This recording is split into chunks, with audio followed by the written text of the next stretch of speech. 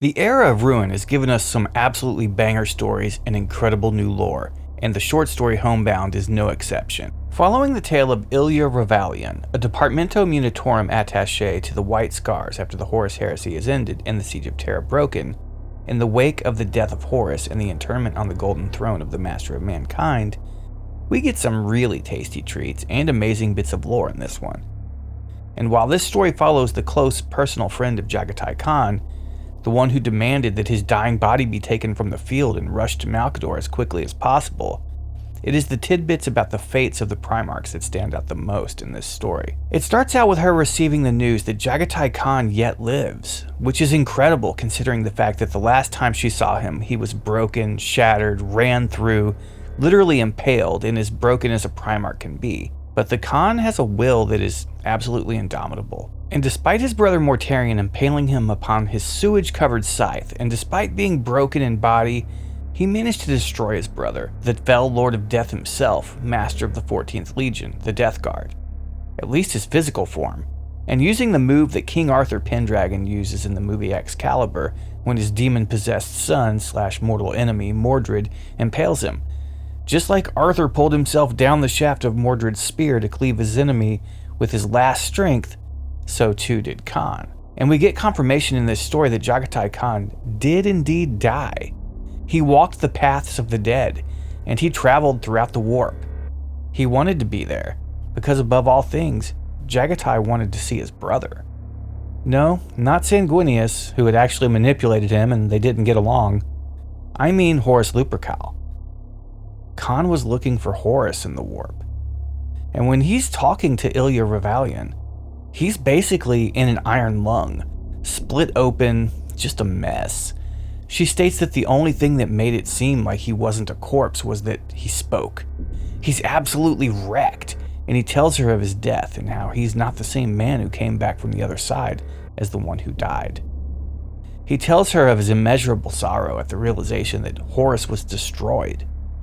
And this is the first of the massive reveals in this story. We get to hear Jaghatai Khan opine about the death of his brother and best friend. Even though Khan was on the opposite side as Horus, he was still his brother, and the Khan mourned his loss, grieving heavily. Khan surprised Ilya with this. It was revelatory to her. After everything Horus had put the galaxy through, after everything that the Khan had fought and even died for, he still had love for his brother? It was confusing for her, yet also touching. So Khan let us know that Horus was destroyed. And by destroyed, I mean completely erased from existence, like in the old lore.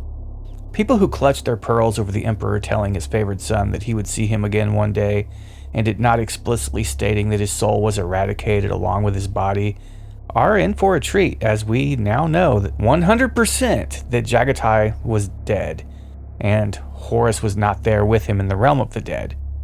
Horus does not exist in the warp at all. He's unmade. Not just killed, he's gone and irretrievable, forever destroyed, mind, body, and soul.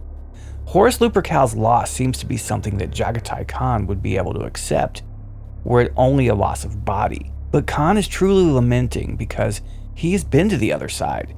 He knows the true nature of the Primarchs. He knows what he is, what Big E really is. He knows it all. And he knows Horus was manipulated and was actually a pretty good dude deep down, originally. Ilya is just shocked at these revelations, and she knows that it is the last time that she's going to see Jaghatai Khan again in her life, as she's getting old and run down and on her last leg. Like she's ready to just lay down and die of exhaustion after the Lionsgate spaceport and the Hegemon, after all the events of the Chondax campaign. She just wants to go lay down and die. And that's when she's summoned to meet with the Khan, who's basically so out of it he doesn't even remember Tagutai Yasuge at first. His mind is almost as shattered as his body. So Ilya Ravalian goes into the heart of Eurasia to her home, where she's from, many, many miles from the Imperial Palace. It's a place of utter desolation now, as no part of Terra was untouched by the heresy. The entire region is a war-torn hellhole outside of the palace where the traitors were. And there were said to be roving war bands of Emperor's children throughout the land who were unable to escape off-world.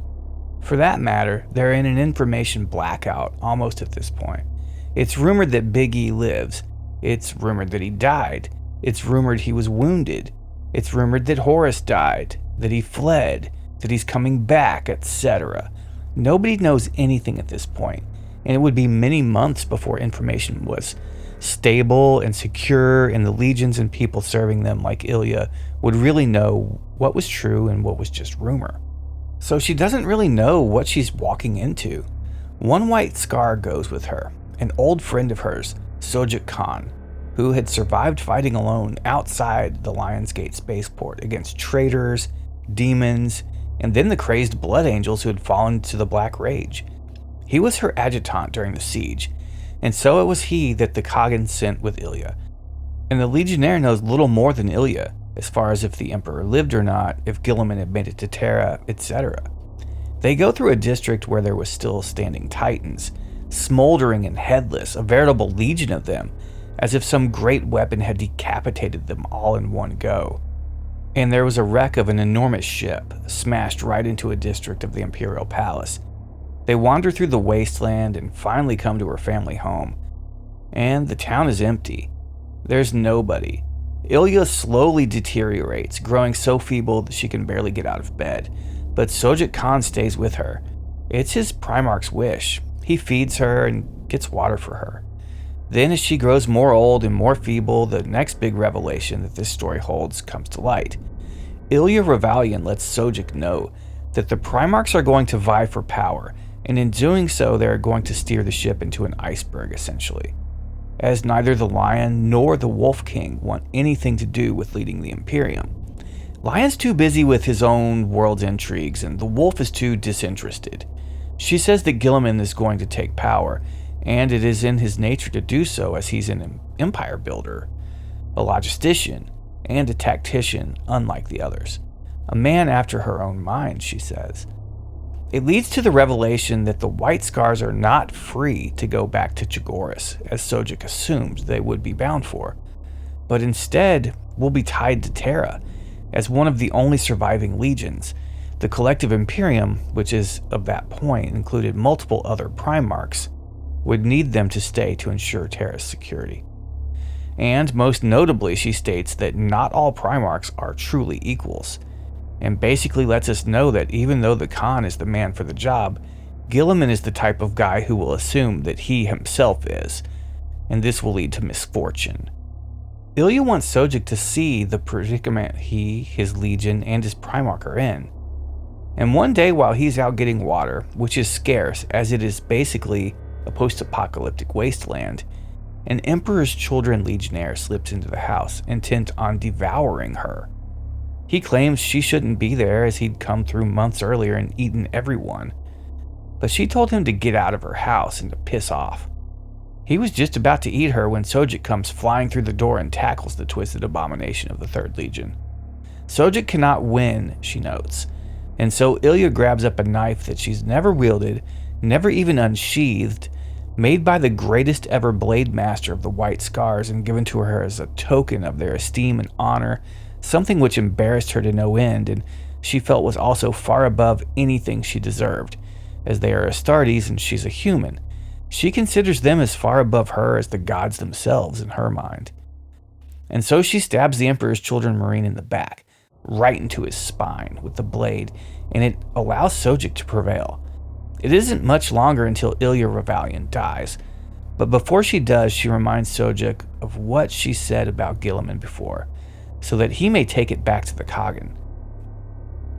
Her last counsel to the man she esteemed above all others. And it is pretty deep and is sad when she dies, but before she goes, they consider how badass it was that she, a regular unaugmented human, killed a space marine. Jaghatai is truly impressed, and Ilya knows what kind of feat she's pulled off. So Jaghatai tells her that she's drawn blood for them and is now a blooded member of the Legion, a true White Scar. He means it too. That's what kind of high regard the entirety of the 5th Legion holds her in. So Ilya Ravalian may not be a true female space marine, but she sure is an honorary White Scar, which shows that in their culture, that may transcend even simply just being an Astartes. Sojuk reminds her that she is loved by the Legion and the Imperium, and her name will never be forgotten. And she gives him tons of data on the early days of the 5th Legion and their founding. He buries Ilya in her own fashion when she dies, as she wanted to come home to Terra, and let him know that she wanted him to say thank you to the Khagan, as he allowed her to come home. Sojuk would have left her under the sky where Chigorian, but with her emphasis on returning home, he made sure to honor her in the way of Terrans, by burial. So, we know that Horus's soul was absolutely obliterated and he'll never come back. We can put that to rest. And we know that Khan was fully dead, and what he came back as is not the same.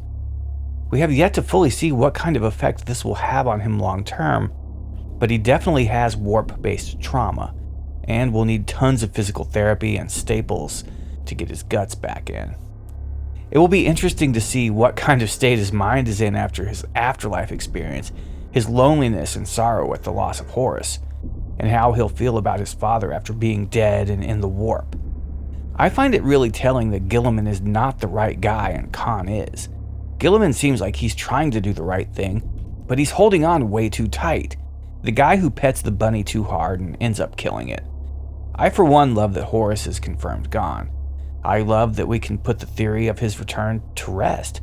It's awesome that the Emperor told Horus he'd see him again, and "I forgive you, son," before obliterating him. It's actually really nice of him, considering he let go of his compassion to face Horus in the first place. He really must have loved the 16th Primarch, maybe even almost like an actual son. But one thing we can take away from this story, and what Ilya Ravalian had to say, is that on many levels the Primarchs are the same, or many of them are. So in her mind, Guilliman is just the next Horus waiting to happen. But there's one who stands above all that petty Game of Thrones drama, and that's the Khan. If any one of the 21 Primarchs was truly an heir to their creator, then it would be Khan. He's the natural, the emperor in waiting that can sit the throne and rule after his father. And not the golden throne, literally, not saying that or anything, but the imperial seat of power. He could be the acting regent and do it well. For Khan isn't the barbarian that Guilliman makes him out to be.